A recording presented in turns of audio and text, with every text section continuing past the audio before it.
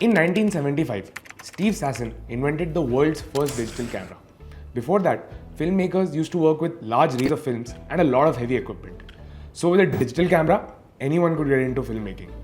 But Steve worked in Kodak, the company which supplied 95% of the world's film. So after seeing his camera, they basically said, "That's cute, but don't tell anybody." Eventually, someone else figured it out, and cut to 2012, Kodak was out of business. Marvel is in a similar situation. Because when your product or content becomes so good that it starts selling itself, you lose all reasons to keep improving it.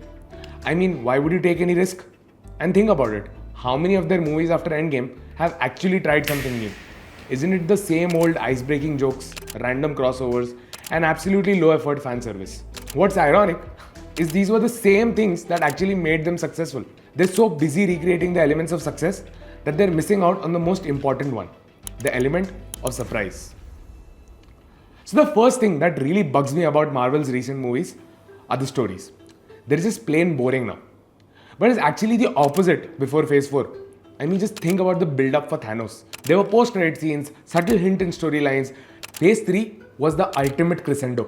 I had not seen a more powerful villain with a more destructive plan on the big screens.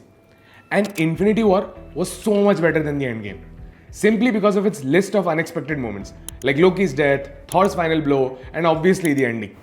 There was just so much to keep you on your toes. It was the movie that created the hype. Endgame was just a fitting conclusion. And that's the worst part. They couldn't leave it at that. See, storytelling, like everything else, it also has a structure. And all successful movies and TV shows follow this structure. Take Harry Potter, Star Wars, and The Matrix, for example. All of them have an ordinary guy who has been called to an adventure from an extraordinary world, where they meet a mentor and realize that they are the chosen one. I can continue drawing the parallels. But what's even more important is all these stories eventually reach an end. And even if I didn't tell you about this, you still intuitively know how a story plays out. So you intuitively also know when a story ends, and also when a story is just being dragged out simply to milk as much profits as possible. And this is exactly why nothing is working for them. They can bring all the dead characters back, do all the fan service they like, and end up making a hero for every demographic on the planet. But it'll still not work. Because they're trying to write an endless story, and stories just don't work like that. Okay, but storytelling isn't the only thing that makes or breaks a movie. If it's just a good story, then it becomes a good book or a comic. The only way it becomes a movie is when you bring it to life. So what I mean by that is, even after having a story written down, once you start making it, you realize how chaotic the real world is. And many of these real world problems are not taken into consideration when you're just writing it on paper. So essentially, filmmakers have a very simple yet difficult job: to make the movie feel real. And in that process, it completely changes the story. Take Iron Man 1 for example. The original villain in the movie was actually planned to be Mandarin, the arch nemesis from his comics, which we saw in Shang-Chi. But we all saw Ironmonger in the movie, right?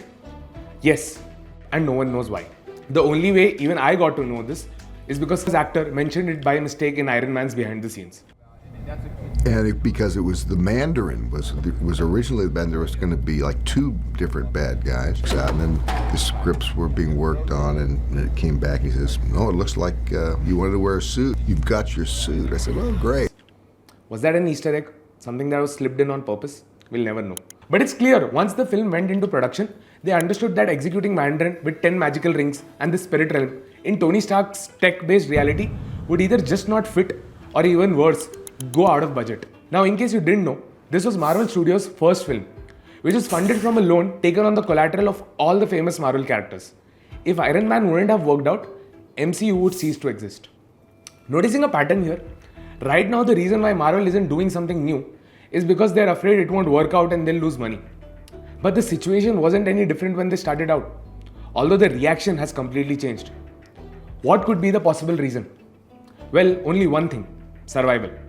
They were so shit scared that most of Iron Man 1 was actually shot with physical effects, even after commissioning the most influential VFX studio on the planet, Industrial Light and Magic. They're the same guys who made Star Wars possible, and I can make another entire episode documenting their impact. But in short, they were, and still in fact are, the gold standard in VFX. Still, Marvel couldn't take risk of falling into the uncanny valley. They simply couldn't afford to make the audience feel disappointed. So everything from the garage flying shots to the final climax was painfully shot over a year-long process. And it paid off, earning $40 million more than its debt. It was enough to convince the investors that MCU's grand plan of getting all superheroes in one movie will work. And the rest was history. This was really how most movies were made. Writers and filmmakers used to work together on set, sometimes changing dialogues or even entire scenes on the go, according to the problems faced on the set. But that's before computers took over.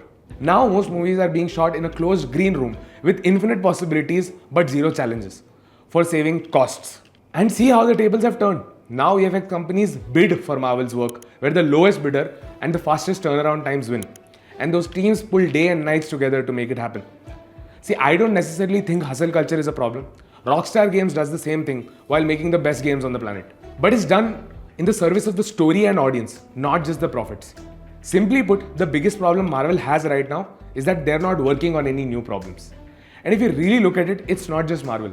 Every major studio, after becoming major, falls into the trap of reading too hard into their success and forget what their job was in the first place, to just tell great stories.